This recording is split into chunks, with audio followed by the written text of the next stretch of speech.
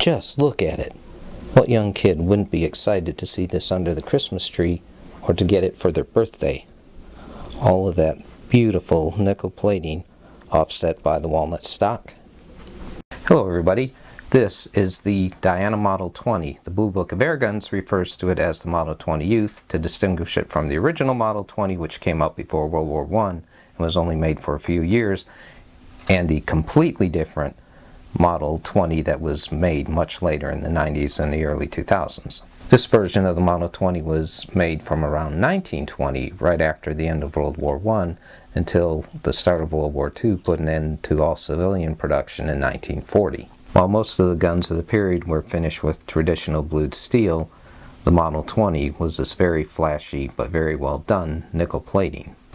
Given that this airgun was made in 1931 and the finish is still in excellent shape, Diana did a very good job finishing these guns. So let's take a walk around then. The Model 20 is only 34 1/4 inches long and weighs just 2 pounds and 12 ounces. The barrel is 14 1/4 inches long, and the Model 20 was only made in smooth bore and .177 caliber to keep costs down. The length of pull is 12 1/2 inches, which definitely puts it into the youth category. The smooth walnut stock is only about 7/8 of an inch thick. This contributes to the compact feel of the gun. The date code of January 1931 is stamped on the underside of the stock.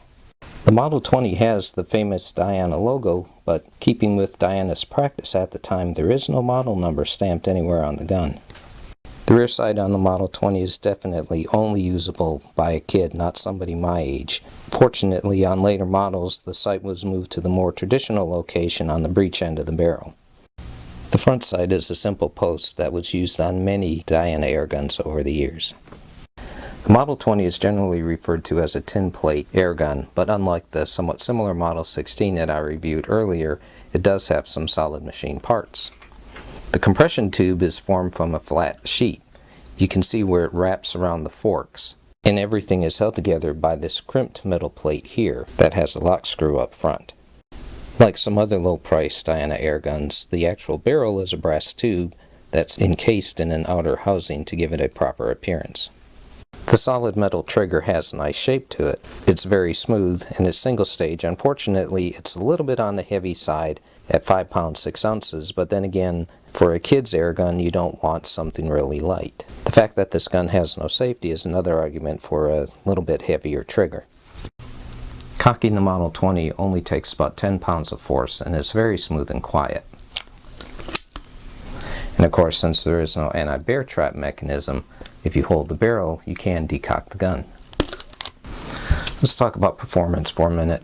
Obviously, this is a pretty small gun, but it did represent a good jump in speed over the smaller Model 16.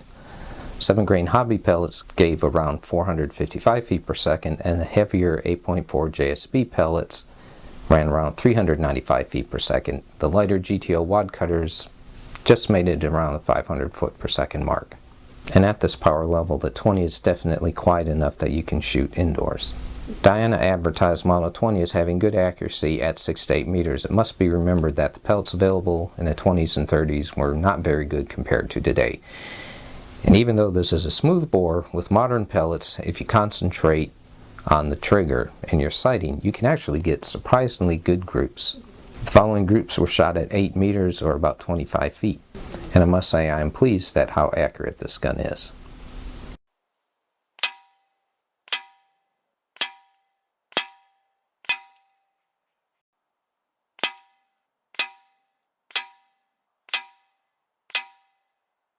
The best accuracy was with the RWS brand Gecko pellets, which is nice since they outshot several more expensive types. To show that this group is not a fluke, the pen is pointing at another group with the same Gecko pellets from a couple months ago, but I did not happen to catch it on video. Other pellets did fairly well too. The group on the lower left is the RWS Superpoint pellets, and the lower right is the Cole Field pellets. The group on the upper left shows what happened when you lose your concentration and pull your shots. Unfortunately, it takes a great deal of concentration to get good groups like these. The heavy trigger and the gun's light weight all conspire against good accuracy. It is much more fun just to knock cans over.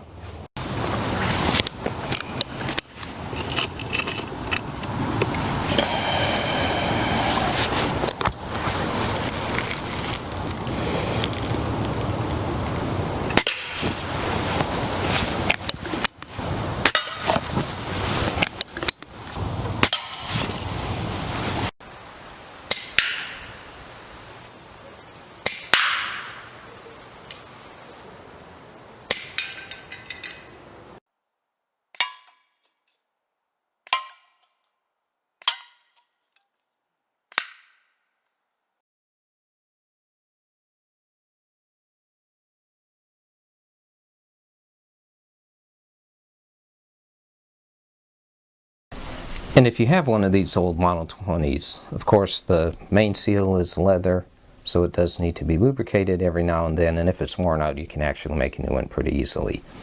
I did have to replace the breech seal in this. It was the leather one, but it was completely flattened. I just used an O-ring of the right size, and I had to make a small spacer to fit behind it to bring it out enough to seal it.